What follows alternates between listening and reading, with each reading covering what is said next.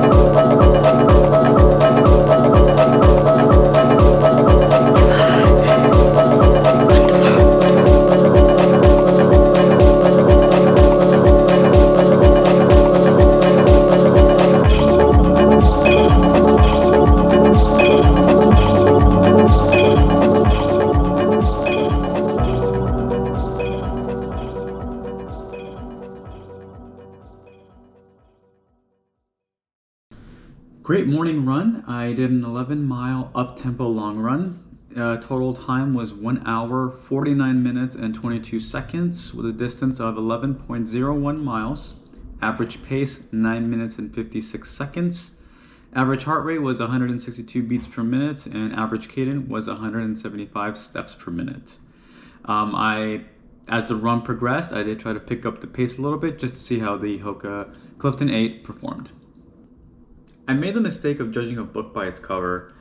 Hoka's always seemed bulky, and the tall stack height just seemed unnecessary to me. I felt that other midsole materials were cushioned and comfortable as they were.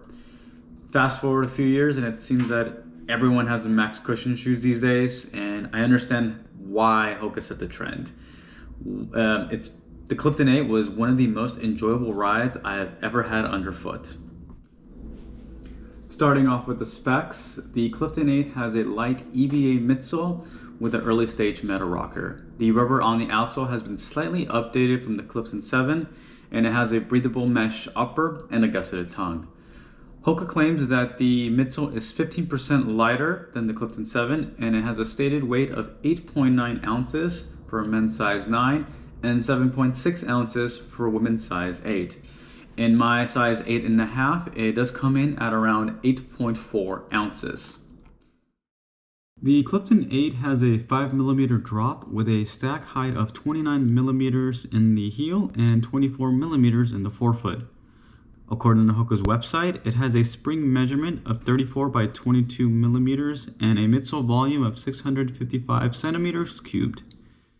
The midsole foam is indeed plush and made for a smooth and comfortable ride on my run. It also features an ortholite insole, which further adds to the cushioned ride. The energy return of the EVA midsole is okay, and after my first run, feels like a trade-off for a softer ride. The lightweight midsole and meta rocker design, though, does make up for it, and a thick midsole doesn't exactly mean extra weight. After my run, my legs still felt fresh, and I wasn't as exhausted as I have been on other long runs. This will make for a great workhorse shoe to get in additional miles. Circling back to the upper, it has a very comfortable upper mesh with roomy toe box that provides great wiggle room for long runs. I am someone that likes a snug fit and race type lockdown, which the Clifton 8 doesn't really provide, but the padded tongue does kind of give it a more secure fit. It has some structure in the keel counter, pretty rigid, and it has a elf ear, which kind of functions as a pull tab on the back of the shoe. The tall EV8 midsole feels soft, and combined with the early stage meta rocker, helped my feet turn over pretty quickly, and I was able to maintain a great cadence throughout the 11 miles. And the long run just didn't feel daunting in this shoe. It just made for a very enjoyable run. The higher stack height didn't feel unstable, and probably due to the wide midsole, I kept pushing the pace to see how it would perform at varied paces, and it did not disappoint. I was able to ramp up the speed throughout the run and was able to maintain that as I was getting faster and faster. At mile 4, I did go from an easy pace and pushed for a quarter mile, and then a quarter mile rest, and then another quarter mile at another fast pace. I managed to hit around 7 minutes a mile during that quarter mile, and going from an easy pace to a fast pace wasn't without effort. It did take me a little bit of time to kind of ramp up the speed. So if you're kind of doing some kind of interval runs or kind of fartlek, I'm not sure if this is kind of intended for that, but if you're kind of slowly ramping up your speed, it does perform well. Compared to the Nike Pegasus, which is kind of considered a similar daily trainer, the Pegasus does a better job of changing paces, while the Clifton 8s just needs time to get there.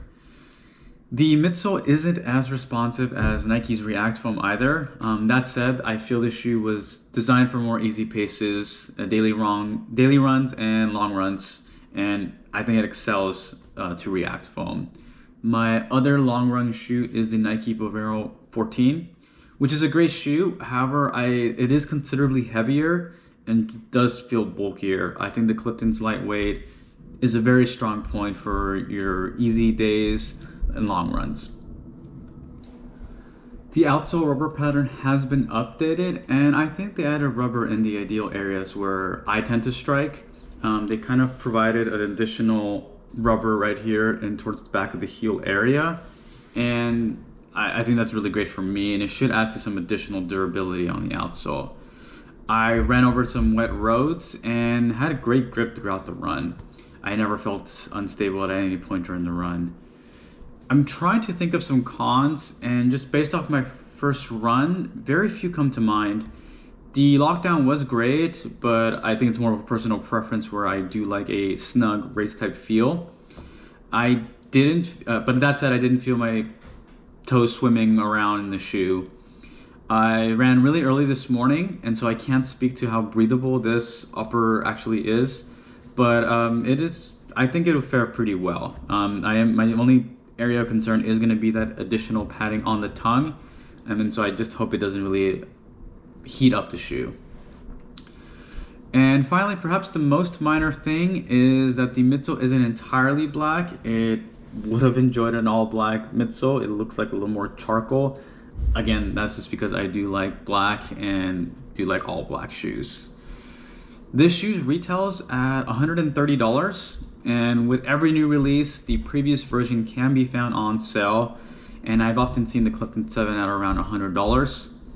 While I did not run in that shoe, at a glance, they do look pretty much identical, where I actually did end up ordering at Clifton 7 as well, just so I can kind of compare. I was able to find a really sweet deal on it. Some of the lukewarm reviews I've seen on the Clifton 8 seem to knock more on the lack of changes than the shoe itself. Again, just based on a glance, they both look pretty much identical. But that said, for my first Hoka shoe, I can say that I get the buzz and I immediately enjoy this shoe, and I just can't wait to put more miles on this. Thank you so much for watching, and be sure to subscribe when I do reach 50 miles on the Clifton 8, as well as when I get my Clifton 7 for a comparison video.